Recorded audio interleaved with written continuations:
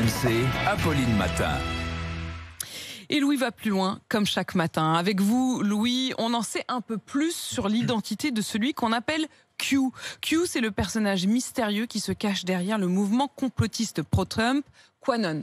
Oui, c'était l'un des mystères les mieux entretenus d'Amérique. Et en effet, le voile commence à se lever. QAnon, Nicolas Poincaré vous en a déjà parlé sur RMC. C'est un mouvement qui voit en Donald Trump un sauveur mondial, le seul à même de démanteler un grand complot pédophile fomenté par les démocrates et les médias. Le gourou de cette espèce de tribu se fait appeler Q. Il se fait passer pour un haut fonctionnaire qui a accès à des infos secret défense.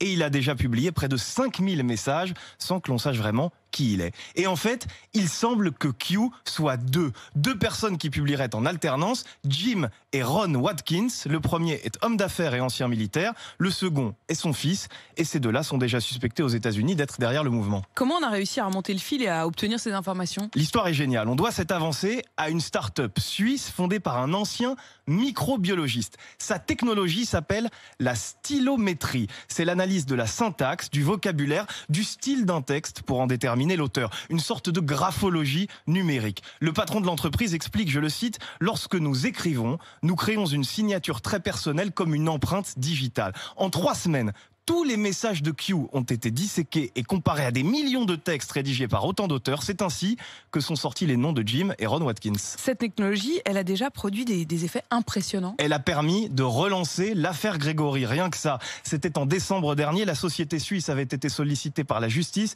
pour trouver l'identité du corbeau. Enfin, vous vous souvenez peut-être de l'écrivaine italienne Elena Ferrante, dont le roman L'amie prodigieuse a fait le tour du monde. Personne ne l'avait jamais vue, personne ne savait qui elle était, et pour cause, c'était en fait un homme, Domenico Starnone, démasqué par la stylométrie. Extraordinaire. Merci beaucoup Louis pour ce Louis va plus loin, comme chaque matin. Avec vous, on tire le fil. Il est